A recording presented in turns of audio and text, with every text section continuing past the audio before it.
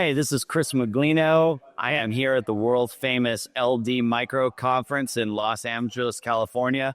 I'm here with Ross Duff from Heritage Global. How you doing, Ross? Very good. Good to see you. Good to see you. Ticker symbol is HGBL.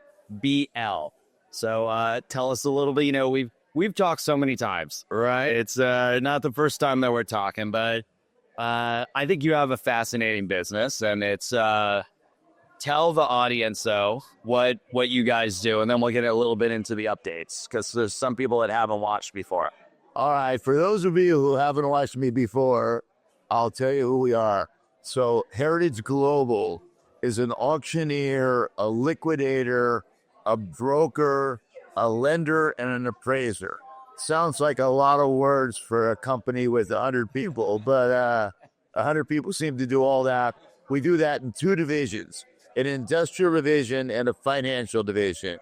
In the industrial division, we really focus on machinery and equipment in 25 sectors, everything from pharma equipment to semi-equipment to electronics to manufacturing equipment to construction equipment, both as a principal where we put our own money out and buy it and resell it, and as a broker auctioneer where we sell it on fee. There's ancillary businesses over there I can get into later. So that's half the business. The other half is financial assets, primarily selling the hardest to sell of all assets, charge-offs. So charged off credit card loans, auto loans, growing very fast now with the advent of all the fintech loans over the last decade, peer-to-peer loans, buy now, pay later loans, etc. Trades on the NASDAQ, about an $80 million market cap today. We think way on its way back up again. Profitable, been profitable 7 years in a row. We're going to be very profitable again this year, slightly over $10 million NOI. The market, we think, is moving in our direction with supply. So we're happy to be here and happy to talk with you. So let's go to the first part of the business. All right. Does it matter where the economy is? Like, is it when the economy is doing bad, do you get more stuff to sell?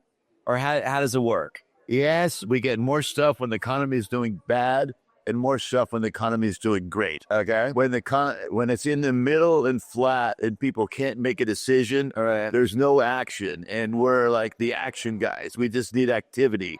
So in a bad economy, there's struggling and insolvency. People are doing layoffs. People are doing right sizing.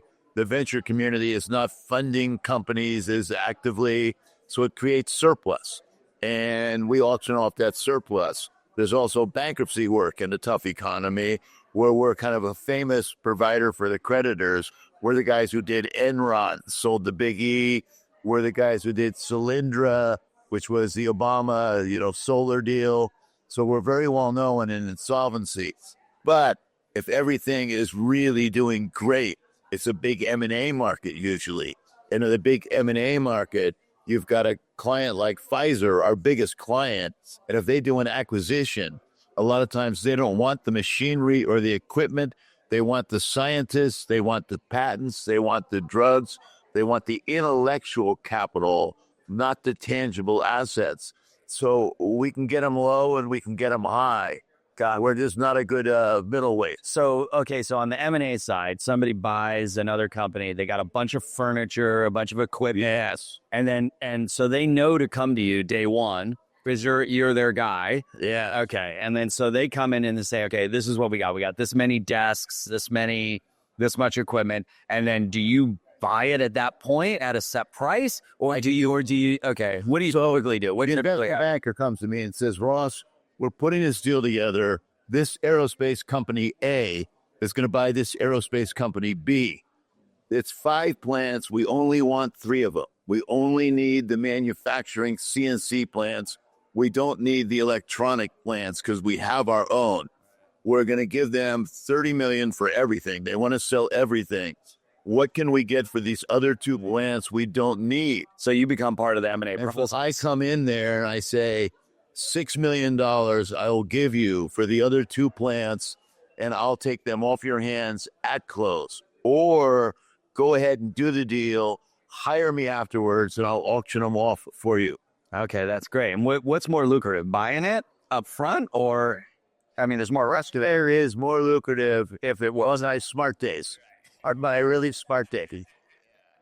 So, or on the people that, on the other people that I work with, their smart days. Well, how do you determine, there's so much stuff that you probably see all the time. How do you determine the value of something? I mean, desks and things like that, it's normal, right? But all of a sudden you're getting a weird machine. How do you tell what it's? Old days, it actually was harder. But now there's so much information in the digital age on the internet, and everything has a model number and everything has a serial number almost. So since now it's all tracked, it becomes kind of like in the old days, Kelly Blue Book to you. You know, even 20 years ago, you knew what your car was worth because they tracked it, because it was a commodity. But now lesser commodities are getting tracked the same way. Plus, we sell hundreds of millions of assets a year. So we've got an unbelievable proprietary database of values. We sell all the surplus for Pfizer, all the surplus for Amgen. So if you want to know what pharma used equipment, lab equipment is worth, we are the marketplace. Yeah. So so now, do you store this stuff? Like, do you have warehouses where you have warehouses? Okay. 90% of what we do on site at the client's premises, but we do move about 10% of the assets into our warehouses. And the stuff that happens on site, actually, people show up for an auction that day. They don't anymore. I miss my old life. My old life, I traveled around the world with a microphone. And so it was a microphone and a crowd of people in the plant. Now it's all internet based. So I'm third generation. My grandfather was an auctioneer. My father was an auctioneer. I was an auctioneer. My kids are internet geeks. So everybody comes online, bids on everything. Yeah. And then you make a decision on who's getting it. We don't make a decision. They do. This is a high bid. It's eBay style, eBay style.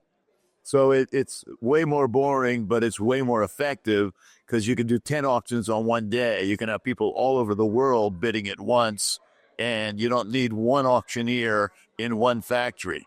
It's exponential growth.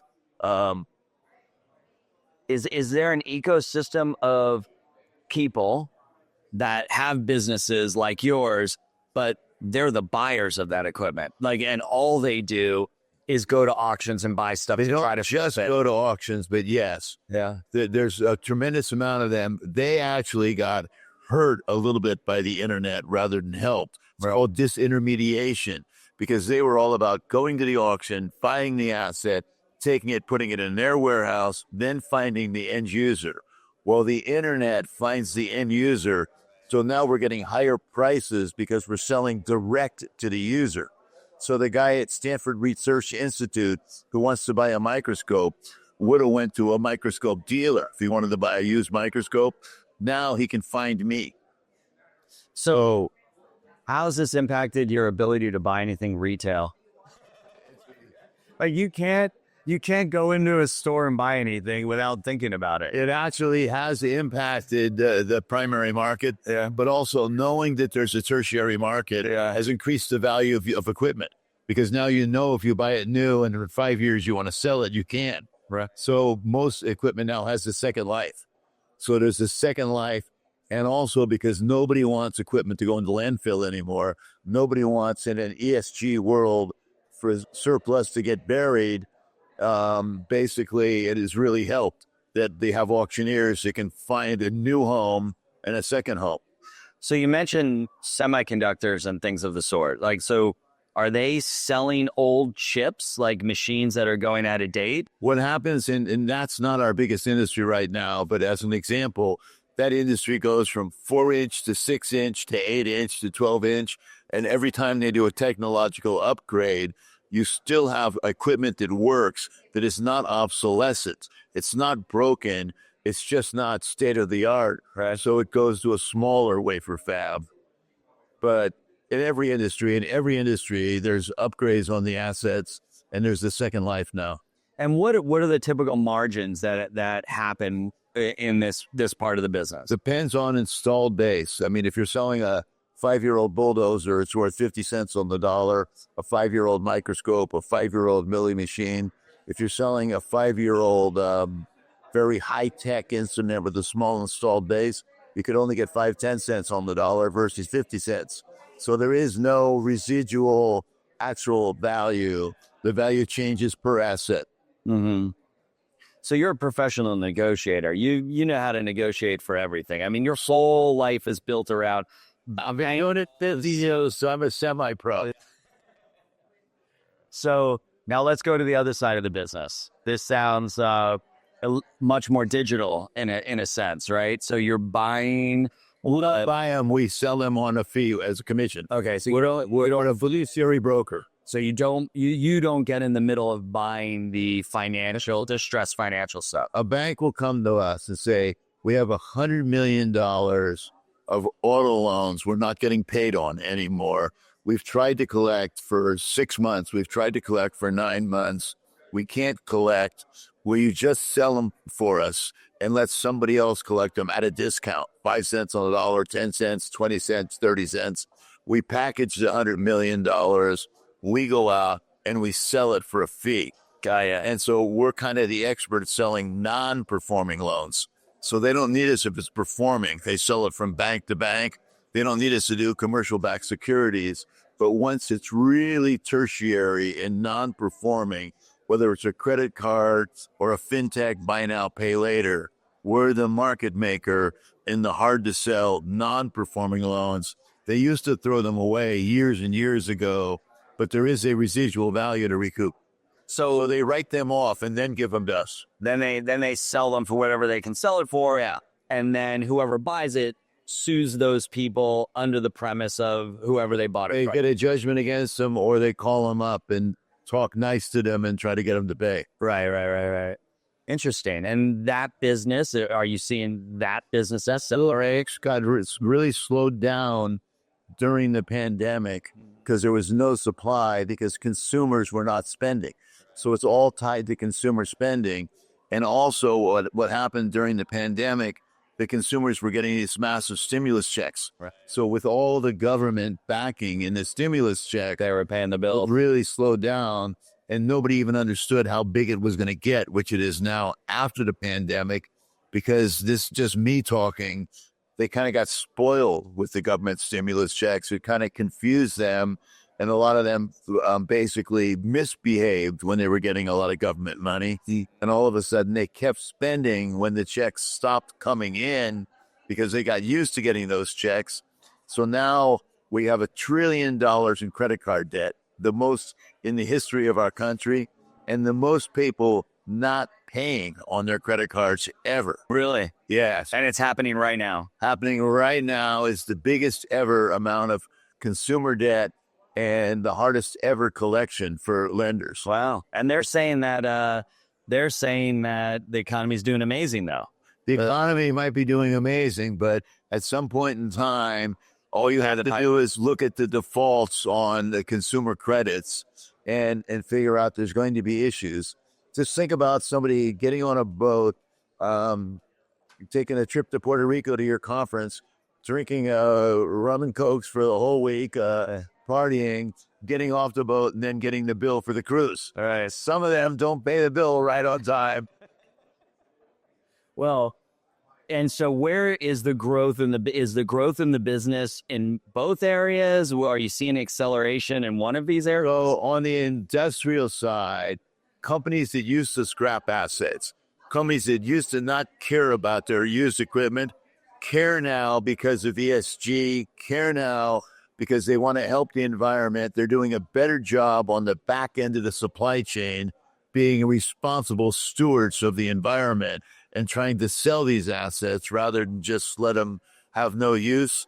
So there's going to be more and more action in selling surplus and more of a need to us. So that's the first part of the So business. that's going to grow on the industrial side. Yes. On the financial side, it's going to take years to work through the existing amount. Are we at the beginning of the defaults, or are we in the middle, or at the end? I mean, I'm not an economist. I'm an auctioneer. But what are you seeing from the supply side? I think right now, when you look at commercial real estate and you look at the amount of vacancies in commercial real estate and you look at the beginning of all these foreclosures, you're going to see more loans that go into default there, more loans that have to be sold. Basically, it's a non-performing loan where they're just not going to get refinanced. And I think that In a lot of areas, you can look at that. I think a lot of the fintech stuff is only 4, 5, 6 years old, and we're just starting to see the percentile that doesn't get paid. And I think generationally, I could say this because I can be prejudiced because I'm an old guy. I think the younger generation right now isn't showing the same tenacity to want to pay their bills on time, at least currently. So I see that for a while, we're going to have a lot of non-performing loans. Interesting. So let's talk about you said the company's running profitably. It's doing well. 7 years of profits every quarter. That's great. And do you guys pay a dividend at all? Or no? We do not pay a dividend. Okay.